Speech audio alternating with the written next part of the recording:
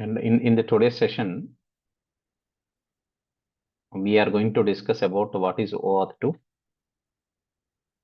We are going to understand about what is OAuth2, which is an authorization framework that's called open authorization, and how we can use it to implement security. It's continuation of this workshop, and this is the last session in this workshop on Spring Security, and we will be discussing today about what is OAuth2. And then we are going to discuss about how we can able to implement this OAuth2. You will get an idea about OAuth2, like what is a flow in OAuth2, and also what are the different types of flows that are available, the terminology in OAuth2, and also you'll get some use cases. And we can also just create a simple application and where we can secure the REST API endpoints with OAuth2. So this is all what we are going to discuss, and we are going to get to know about completely the point of OAuth2. Okay.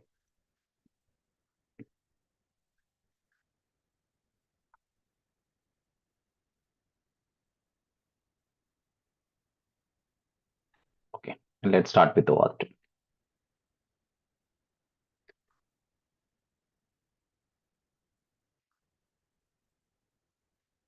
Okay, so first OAuth2 stands for Open Authorization 2.0. It stands for Open Authorization 2.0. That's what OAuth stands for. Open Authorization 2.0.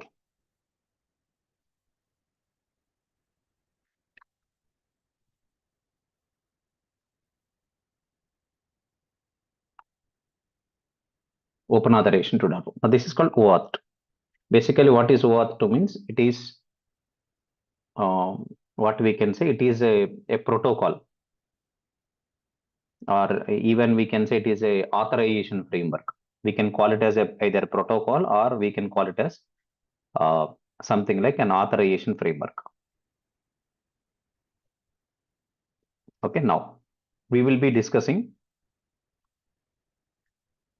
how this OAuth2 works and how we can differentiate it with the JWT. That's what in the previous session that we have discussed, and how we can able to provide the security, or how can we implement security on our REST API with this OAuth2. So these are all going to be discussed in the session today, right? So basically OAuth2 is an authorization framework, or we can call protocol. And basically the purpose of OAuth2 is providing a delegated access. So let me come with the points. So basically it is, I can say it is an authorization framework or protocol. It is an authorization framework or a protocol, and its purpose is to provide delegated access.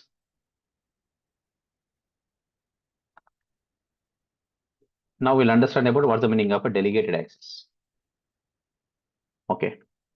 So delegated access means, for example, you have created some REST API, and your REST API is actually sharing the user data, right? Your REST API is sharing the user data. First, we'll understand about OAuth, then we'll understand about how OAuth and JWT are different, and how we can make them together, or how we can able to use them together also. So those things I'm going to explain in the session today. Then we will see how it can be implemented. Okay. So first we are understanding about what is the primary purpose of this OAuth2. OAuth2 primary purpose is providing the delegated access. What does it mean is, suppose you have created some REST API. Suppose your REST API is actually going to share, suppose you have created some REST API,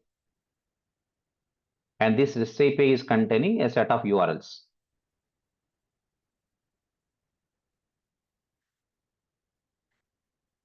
Okay, these are REST API you have created with a set of URLs. And your REST API is basically sharing the data of users. But now, a client application, it's not the user I'm talking about. Suppose there is a client application. This REST API is sharing data of users. Shares the data of users. Data of users, I mean, it could be like their first name, last name, email, date of birth, contact information, like phone number, or any other details. So there is a REST API you created which will share the data of users. This is a API. But now the point is, okay, now the point is, there is a client application. Now this is the client application. Now this client application, this is what the meaning of delegated access. Delegated access meaning this is a client application, let's say.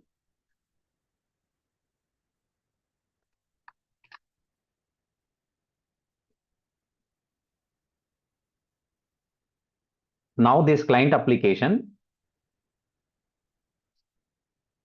should get the permission to access this data on behalf of user. Actually, the data belongs to user. This REST API sharing the data of users. Owner of the data is a user. Okay, this is sharing the data of users means what? The owner of the data is user. But now this client application should get a permission to access the data of a user. Means what? On behalf of a user, the client application wants to call the REST API and wants to fetch the data of or retrieve the data of users. These client applications, it's not the client application's data. The owner of the data is user. User is the owner of the data.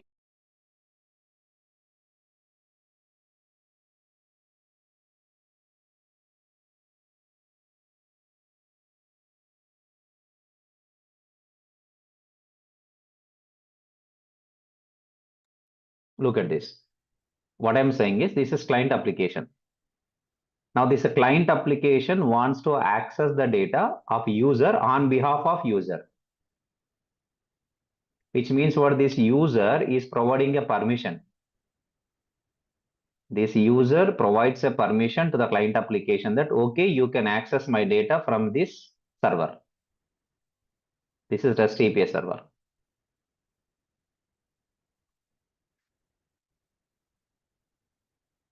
So which means this OAuth protocol defines how a client application can get the permission to access the protected data on behalf of user.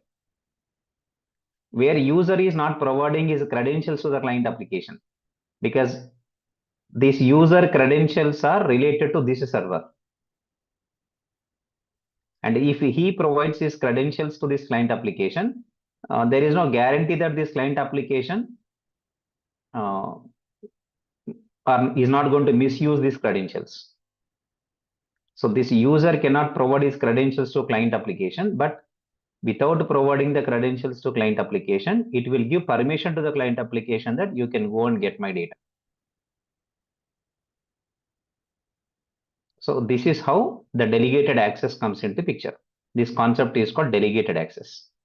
So delegated access means this OAuth2 defines how a client application can get the permission to access the protected data on behalf of user.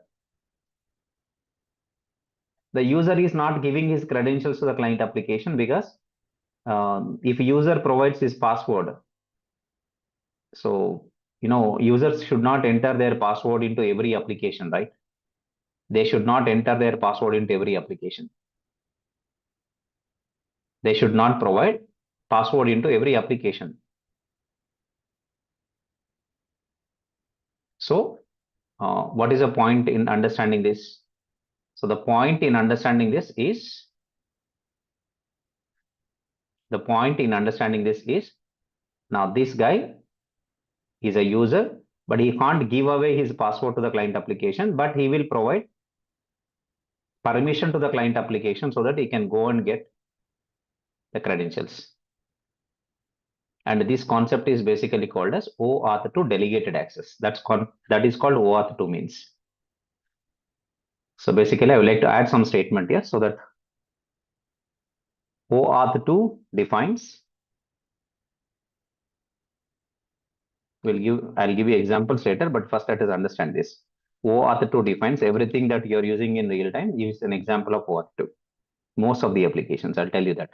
OAuth2 defines how a client application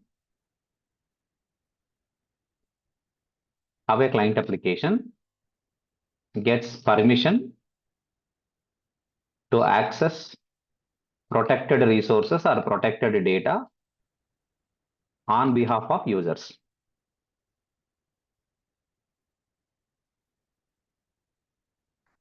On behalf of user, without taking the credentials of the user, because user cannot give away his credentials to the client application. So this is how the best example. Let's say, for example, you are finding, for example, you have opened Udemy website, right? So suppose the point is, now you are already a registered user with Google. You have a Google account or Gmail account. Okay. Now Google maintains your personal data. Your personal data means the data belongs to you. You are the resource owner. You are the resource owner because it is your data. You have provided your first name, you have provided your last name, right? You have provided your first name and you have provided your last name, and you provided your email ID, your date of birth, your contact number, and some other. That is your data. That is your data means what? You are the owner of the resource. And now you take Udemy. Udemy is a client application, and you are the resource owner, and that Google who maintains my data, basically it is called resource server. Now what happens now? I am not going to open Google. I am not going to enter my Gmail account in my Gmail username and password in Udemy website. For example, I have opened a Udemy website. In this Udemy website, I am not going to enter my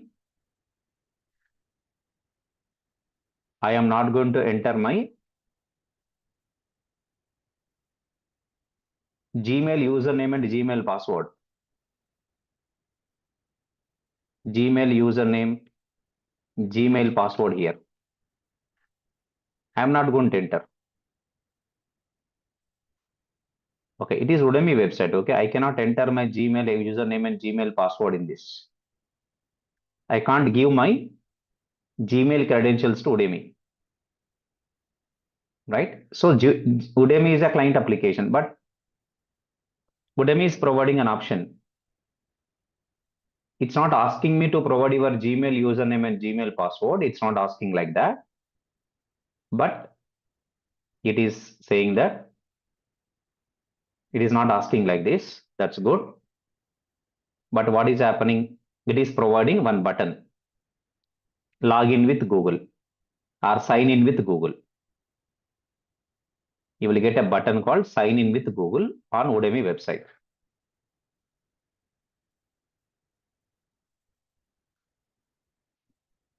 You are getting sign in with Google web. Sign in with Google. That is what you are getting it.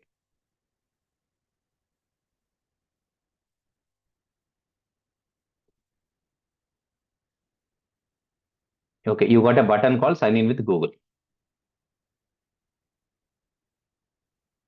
And suppose when user clicks on this button, then Udemy will redirect me to the Google authorization server. Google has an authorization server. accounts.google.com. That's a Google's authorization server. So whenever a user clicks, for example, I am the user. Now what happens when I click on this sign in with Google in Udemy website? Udemy is a client application and I am the resource owner. I have already the account in Google, Gmail account is there. And Udemy wants to access my protected data. And even I also want to give the permission to Udemy to access my protected data, some information like my profile picture, my email ID, right? My first name, my last name. I want to give this information. I want to share this with Udemy. I'm ready to provide this. I would like to allow Udemy to access my personal data, some basic information, let's say. So whenever I click on sign in with Google, then this Udemy will redirect me to the Google's authorization server.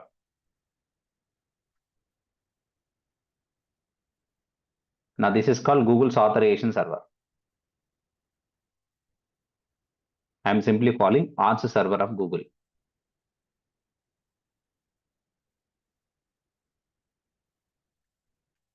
This is Google's Auth server. So this Udemy will redirect me to this authorization server, and this server will provide me one login page where I should provide my credentials to the Google authorization server. It pops up one login page and it's asking me to provide your username and password. First of all, prove yourself that you have the Gmail account or you have the Google account. So after providing my data here, means my username and password I have entered. And if my credentials are valid,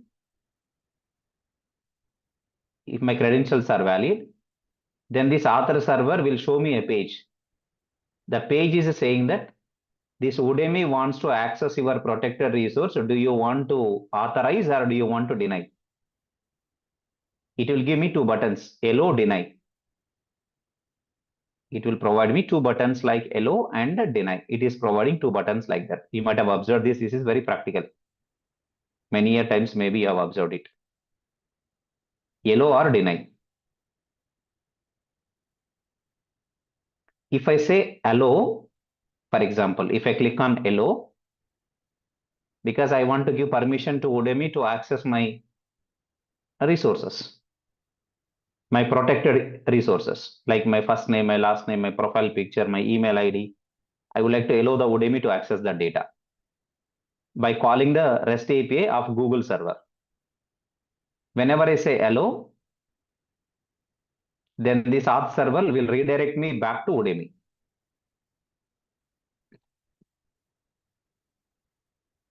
I'll give the complete flow diagram, but you can understand this. It will redirect me back to Google. Google is auth server is redirecting me back to Udemy, and it is providing some token.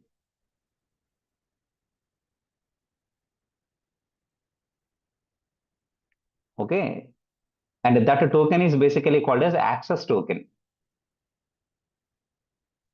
This access token can be JWT token also. Access token is a one type of token. Even access token can be issued like JWT token also for more security. So basically here we are getting some word called access token. And then with this access token, now this Udemy can call the REST API. It can send this access token while calling the REST API. Now this Google's REST API server will first check whether access token is valid and it is expired, because access token will also have some time limit. So now this REST API, the REST API server also called as authorization server, a resource server, because resources are shared by the server. That's why it is called resource server. So basically now this REST API server, which is called resource server, now is going to first verify the access token. I'm calling it as AT, access token. And for example, if access token is valid, So then it will share the requested data or the protected data of the user to the Udemy. Now Udemy is getting my profile picture. Udemy is accessing my email. Udemy is accessing my first name and my last name from the resource server of Google by calling its REST API. So OAuth is a concept like this. It allows the client application gets permission to access the data of protected data on behalf of user. Means what? On behalf of me, Udemy is going to the REST server or resource server of Google and accessing my protected details like my first name, last name, email, and my profile picture or my contact number, whatever. Right? So that I no need to create a new account in Udemy, but I can use my Google account also to sign into Udemy. Like this will be having sign in with Google, sign in with GitHub, sign in with Facebook, right? Connect with Twitter. Like that, we'll be having different buttons on the different websites. So this is all implemented through this framework called Open Authorization Framework. And it is very popular one. Okay, this is how it works. So this is what the meaning of on behalf of a server. So there are 4 terms I told you. I will put some statements here, but before I put the statements, see, there are 4 terms in the OAuth2 terminology. There are 4 terms that we need to understand, and one is resource owner. A resource owner, okay. One is a resource owner.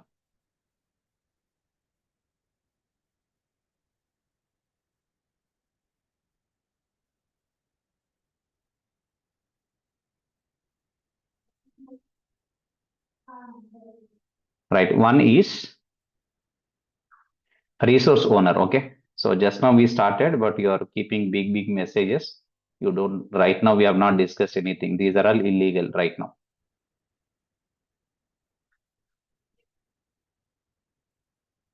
Okay. So by the end of the session, you will come to know.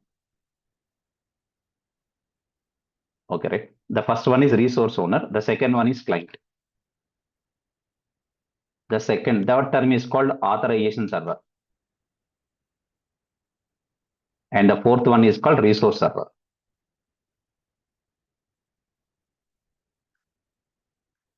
Right. So there are 4 terms here. Resource owner is nothing but the user. Suppose if I am the user and if I have created an account in Google or Facebook, so I am the resource owner because that is my own data. It's my first name, my last name, my date of birth, my email ID, my country, my state, like that. So it's nothing but what? It's my own data. That is called I am the resource owner. I am the owner of the data. That's why I'm called resource owner as a user. So client is nothing but any application, a mobile application or a website like Udemy.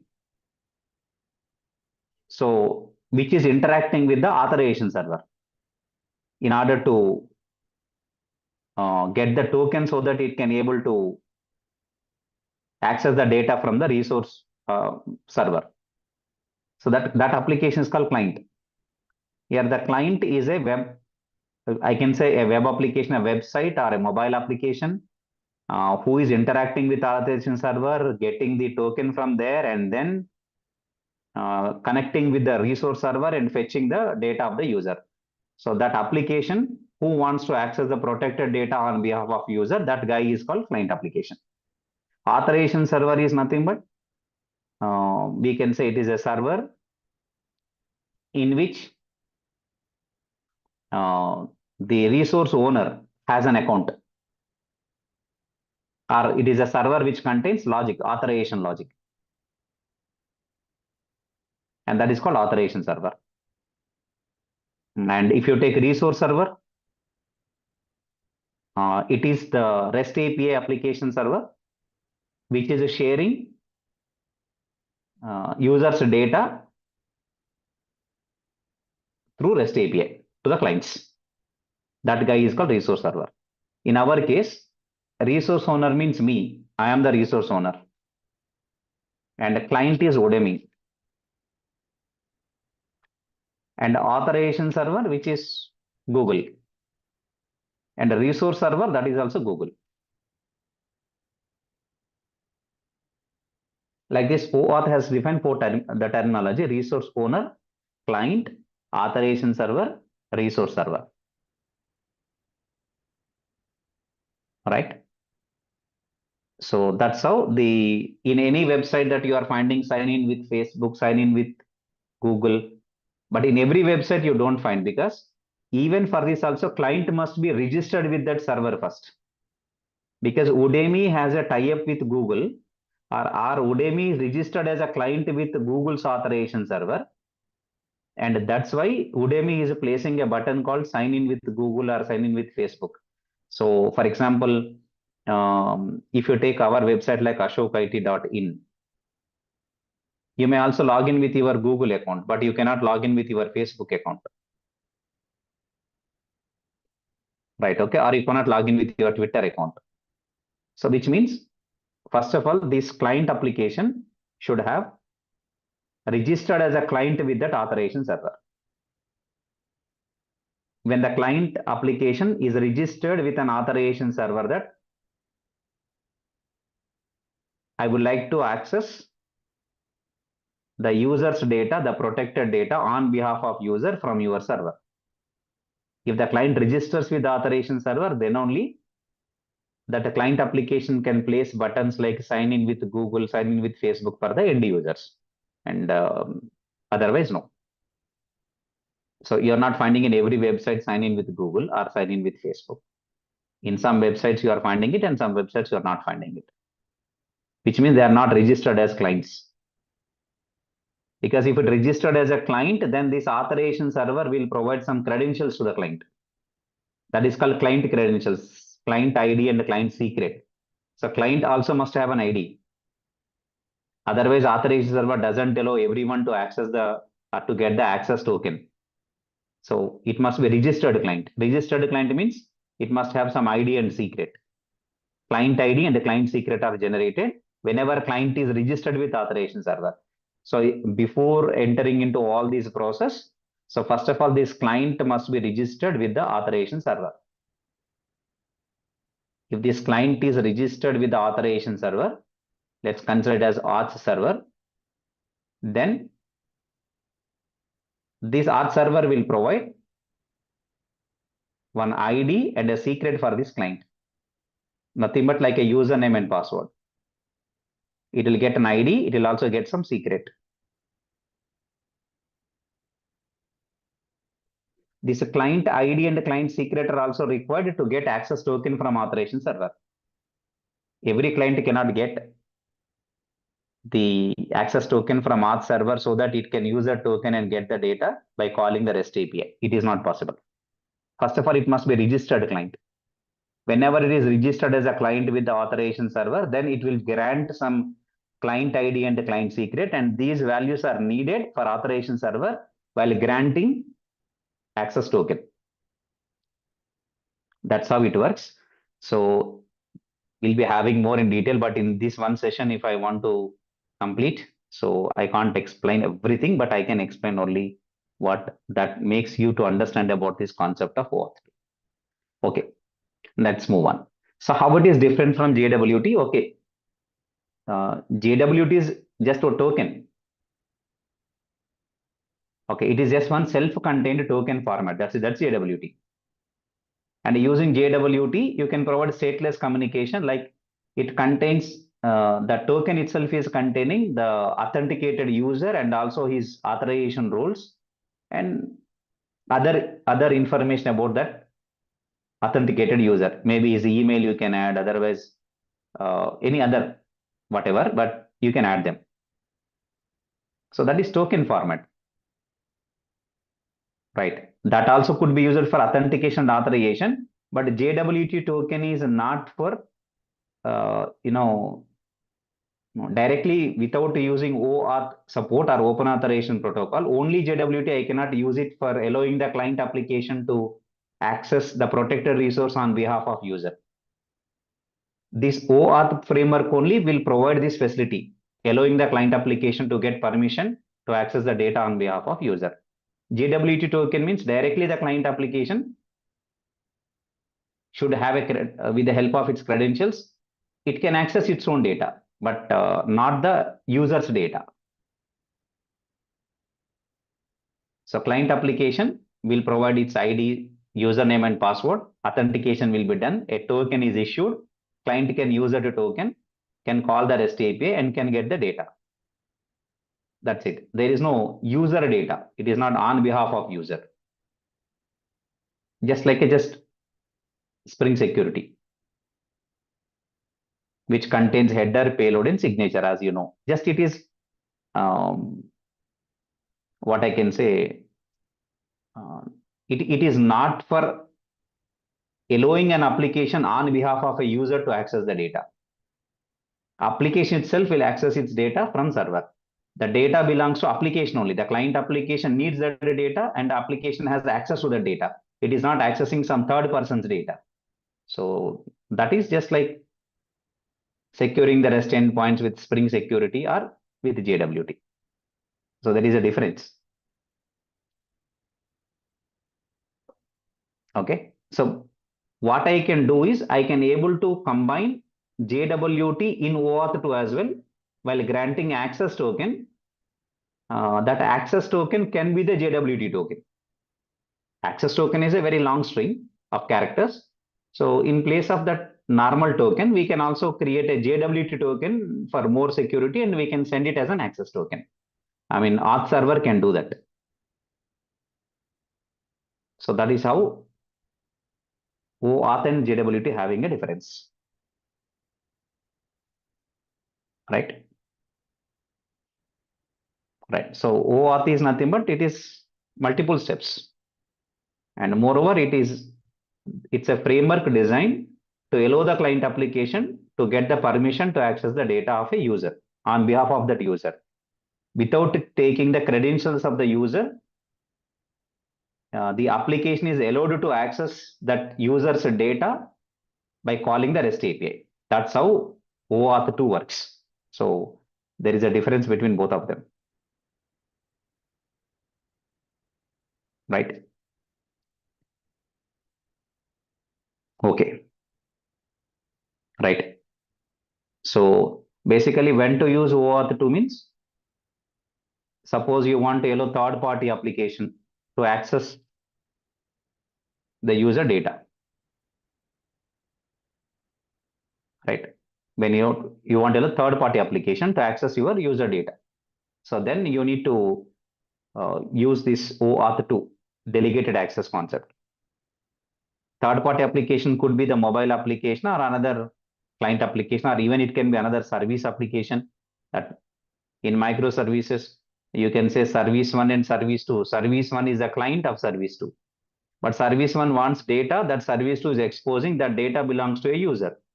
Then what happens? Service 1 is a client and I am the owner of the data, and service 2 is the REST resource server and also authorization server. So when you are working with microservices,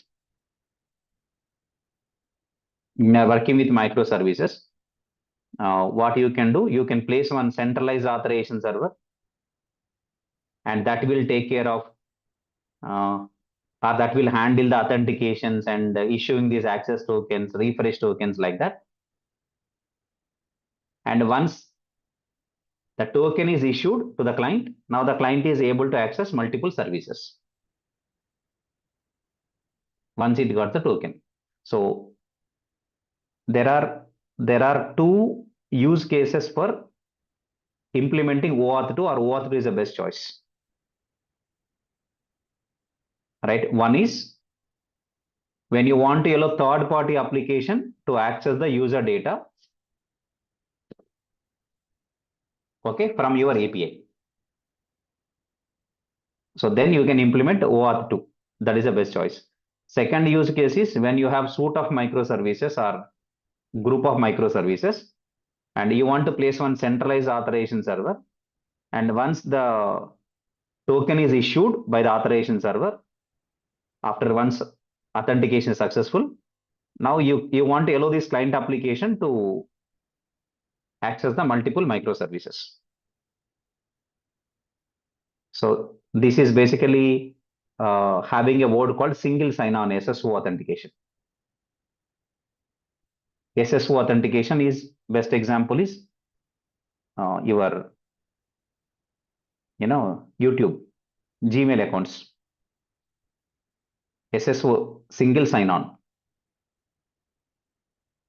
right? Google has multiple products: Gmail, YouTube, Google Maps, Google Drive,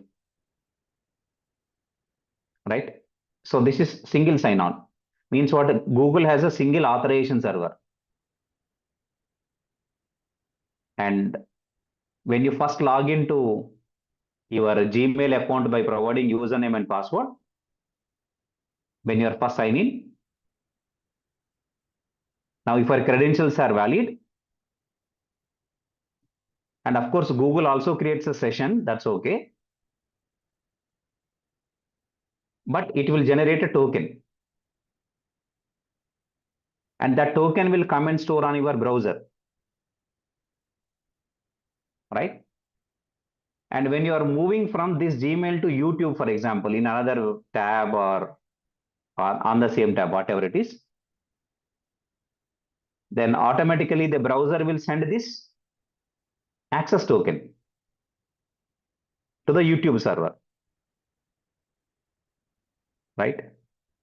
Then YouTube server validates that, okay, this access token is generated by our authorization server only, the Google authorization server only, and it is valid token, it is not yet expired, so it will grant access without again prompting you to enter your username and password. That's how it works. It is called single sign-on, means you no need to sign into YouTube, you don't need to sign into Google Drive, you don't need to sign into Google Maps separately. Just one time, if your first time you sign in, then Google authorization server will generate one access token after verifying the credentials. That access token comes and stores on browser in the form of a cookie, of course, because browser can store in cookie. And the browser will send this cookie with the access token when you switch from this Google product to other Google product.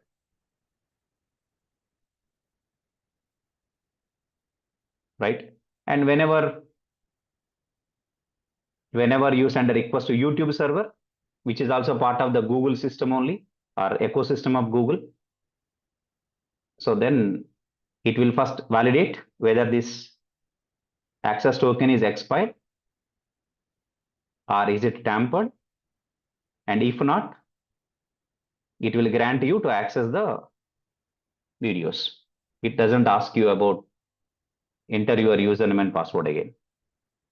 So you are just only authenticating for once, and once you got the token, and now you can able to access, it will grant all the access to all the Google products.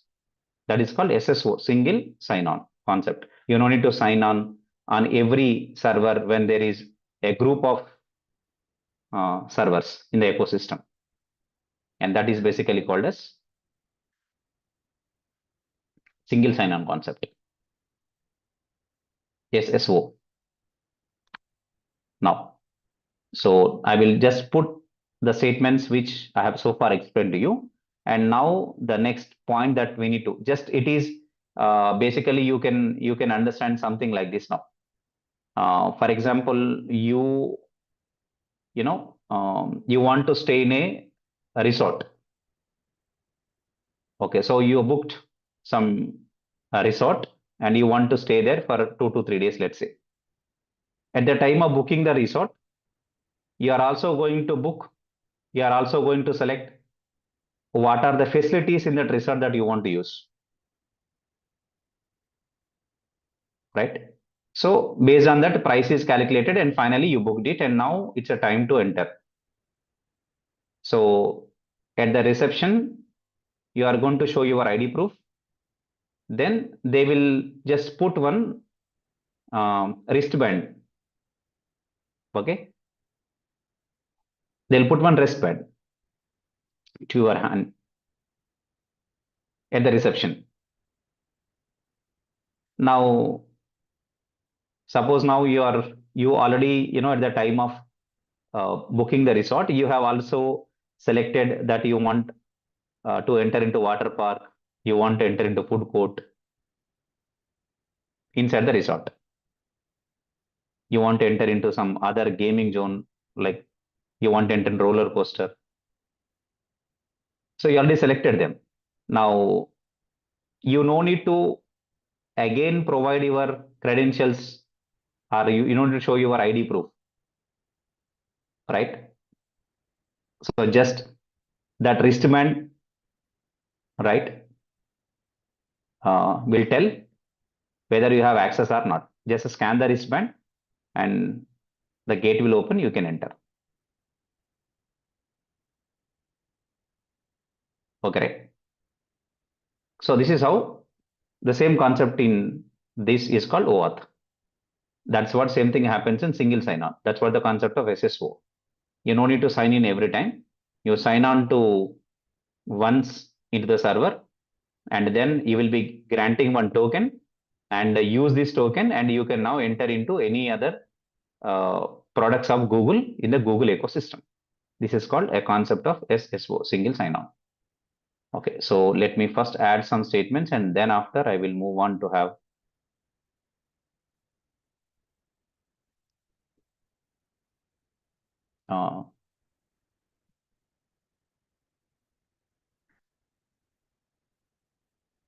let me add some statements so that it will be good.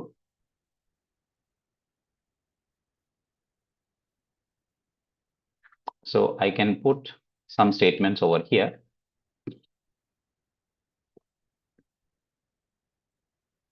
This is what we have discussed.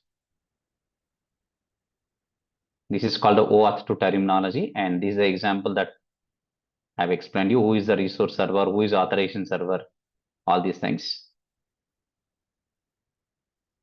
And this is how the Google is let you because of OAuth2 protocol. Now, so OAuth2 framework has specified different grant types to allow the client to get access token. I'll tell you what are these two.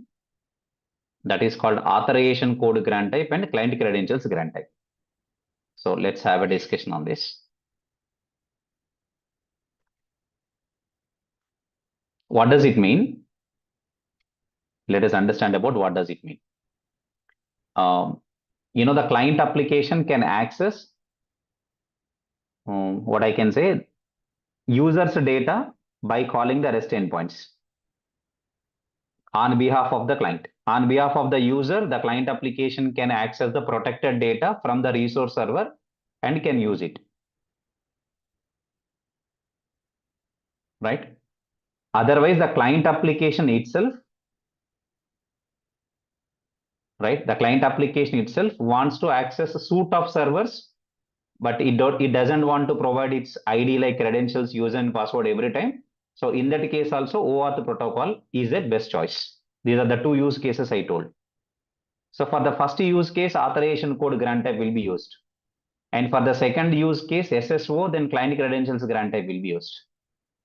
These are the grant types, and that tells about how tokens are retrieved by the client so that it can use that token and access the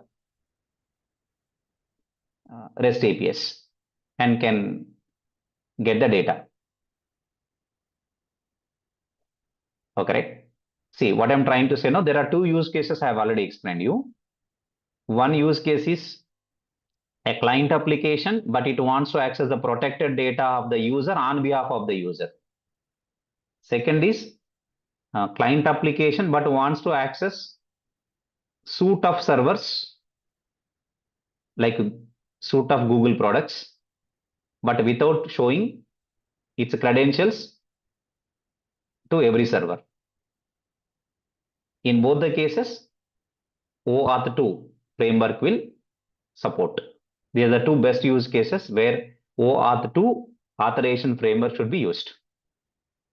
For the first example, I took Udemy.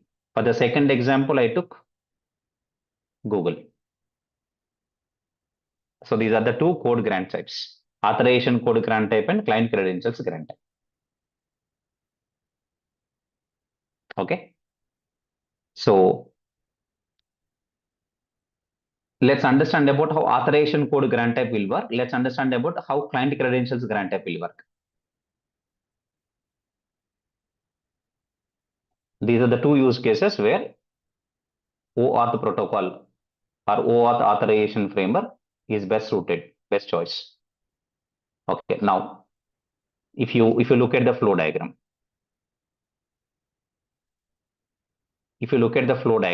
so this is a sequence diagram, and this diagram will tell how the flow is.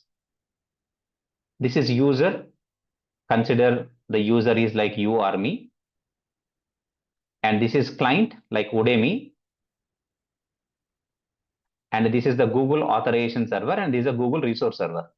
This authorization server has logic, authentication logic, and it has a logic to grant the tokens like access token and refresh token. Refresh token has more more expert time than access token. If access token expert, still with refresh token, access token can be retrieved back.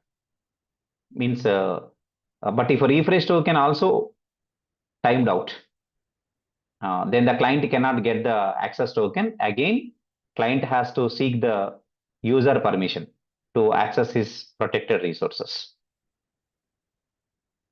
Two types of tokens here: access token and refresh token. Right? Access token has less expert time. Refresh token has more expert time. If access token expired, with a refresh token, the client can get a new access token. But if a refresh token is also expired, then client cannot get the access token back. Again, it has to seek the permission of user. Again, it should ask the user, you please go to Auth server. I will redirect you to Auth server. You provide your credentials and please allow me. Then that server will give me the tokens, and with the token only I can able to access the data from the resource server. So again, the complete flow is required. Now see, user is opening the client application on his browser. Nothing but I am opening, or you are opening, whoever, Udemy on our browser, udemy.com.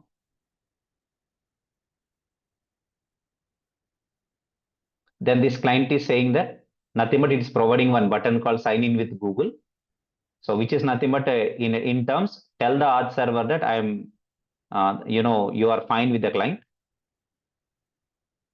That's what the meaning of sign in with Google button. If you click on the sign with Google button, means what the client is telling the user, tell the authorization server that you are fine with this client. So how the user can tell the Auth server that I am fine with this client? By clicking on the sign in button. Then immediately the user gets redirected to Auth server, and the user will provide the credentials here. And once credentials are provided, if credentials are valid, which is nothing but what user is allowed this client to access the resources, then the Auth server will first generate authorization code. It doesn't directly generate access token, I'll tell you, because client also contains credentials. So now the client needs to post the credentials as well as this code which is returned by the Auth server, then only it will receive the access token. So you can see the step here. In this step, client credentials are required to get back the access token. If it is not a registered client, then the client does not have these credentials. If the credentials are not there, then this Auth server will not generate any token to the client. Which means before this entire flow, first of all, this client must be registered with the authorization server. It must be the registered client with that Google Auth server or Facebook Auth server, like that, or GitHub Auth server, something like that. Whatever the Auth server to be used. And I'm good with the so far things. So what next happened? Once receiving access token, Now the client is ready with the token. It can call the REST endpoints. It will provide the access token to the server that is called resource server. And now your token is valid. So returns the requested resource. Whatever the data is requested by calling the endpoint, this server will return the data back to the client. This is the flow. But this is the flow when you want to allow third-party client application to access your protected data on behalf of you. Like on behalf of me, I want to allow Udemy, or on behalf of me, I want to allow the Zoom. Even to create a Zoom account also, it is asking. You can also create a new Zoom account. Otherwise, you can also sign in with Google or sign in with Facebook. You will get these kind of options. Or if you take even Quora website, even that also same thing. When you open Quora, Quora is a client application. It will provide you options, sign in with Facebook, sign in with Google, like that. For example, Quora.com is a website. Right? It is a Java forum.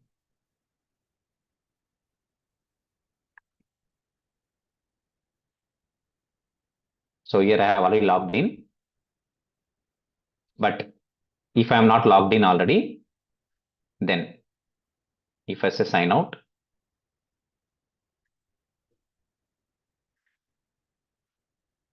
if I say log out, now we can see. Now we can see. Okay. I want to say log out. Now we can see that. Now we can see that you have options: continue with Google, continue with Facebook. If you are getting these kind of buttons on any website, which means what? Quora is a registered client. It is a registered client. And it is registered with Google and Facebook, but it is not showing you Twitter because it is not registered with Twitter, with the Twitter authorization server. It is registered with the Google Auth server and Facebook Auth server. So I can click on continue with Google. This is the client. Quora is the client. I am the resource owner, and the Google Auth server and Google resource server. Now, whenever I say continue with Google, then Quora will redirect me to the Google's Auth server where I should provide my Gmail credentials. Then it will validate me first. Then it will ask me, like Quora wants to access your personal data. Do you want to allow or deny? Okay, if I say yellow, then Auth server will generate authorization code directly, not the token. In the middle, one step is there. First, it will send authorization code to the Quora. And now Quora is actually going to send its client credentials and this to authorization code to the Auth server. After validating the client credentials, then it is returning the access token. And that access token could be JWT token also. That depends on logic. So that's what the step here. Here the user is me. Here user is me. And here the client is Quora.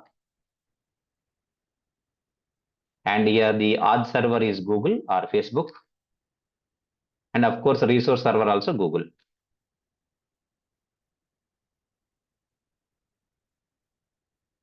Now you can understand the 4 roles here. This is OAuth terminology. Okay.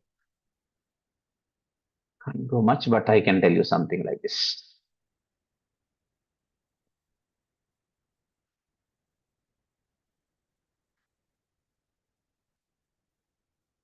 Okay. Now let's go back. This is a one diagram.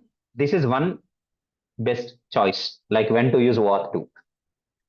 Other choice is when a client wants to connect and access suite of servers, like a Google suite of servers. Then every time it doesn't want to present his credentials. So first it wants to present his credentials and wants to get some token from that server, Auth server, and that token it wants to use to log into or access the all suite of products. And that concept name is called SSO, single sign-on. That's what the meaning of SSO. That's because of SSO only. You are just log into Gmail account, but you can automatically log into other Google suite of products. Like when you open drive.google.com, it's not asking your user and password. And when you open youtube.com in other tab on your browser, also not asking. And if you open Google Maps, then also not asking. If you open Google search also, it's not asking. So because of SSO concept, and that is possible with OAuth authorization framework.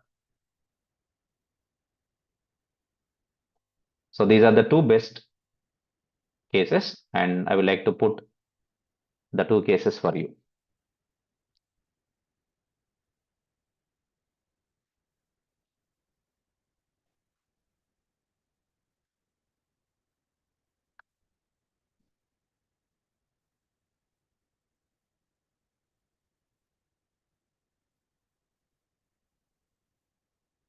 Right? The two cases for you. This is the first case. Now the second best choice case I have given with another, I prepared other sequence diagram. You can see it's called client credentials guarantee.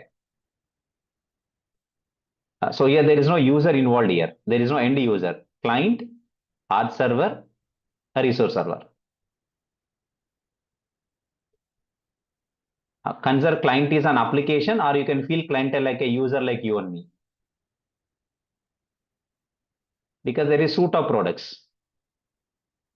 Now there's a client application. This client application doesn't want to show its ID proof like username and password on each resource server.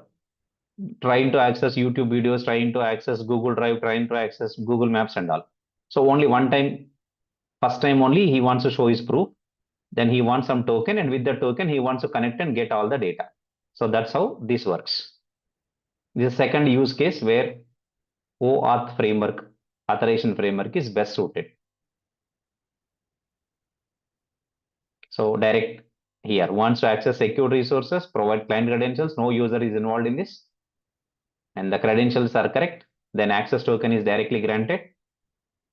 Then with this token, it can connect with the resource server and can get the data. It can connect to suite of resource servers.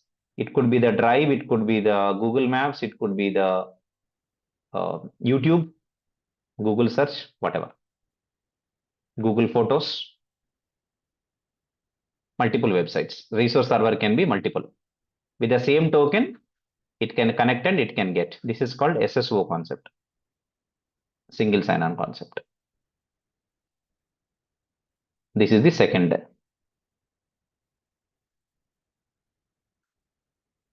Now let's come to the understanding of how it can be implemented.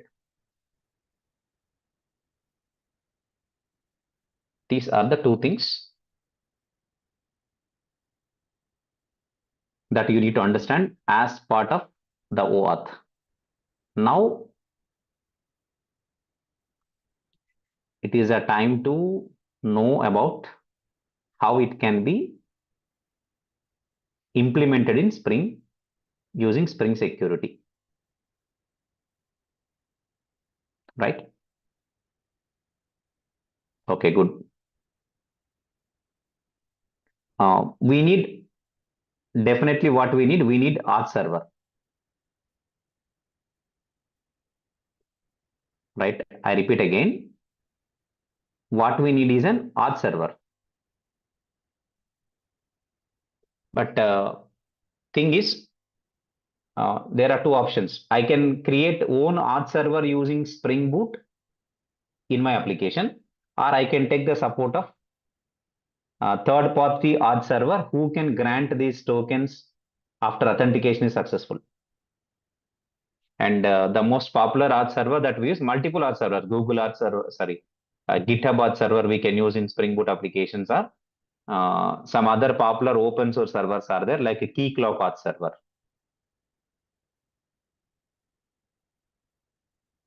Right? So we will discuss that. Okay, just a minute. I have a small call.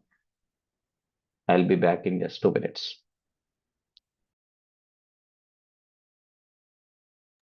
Okay, I'll quickly complete my call. It will take hardly 5 minutes. Okay. Then I'll be back.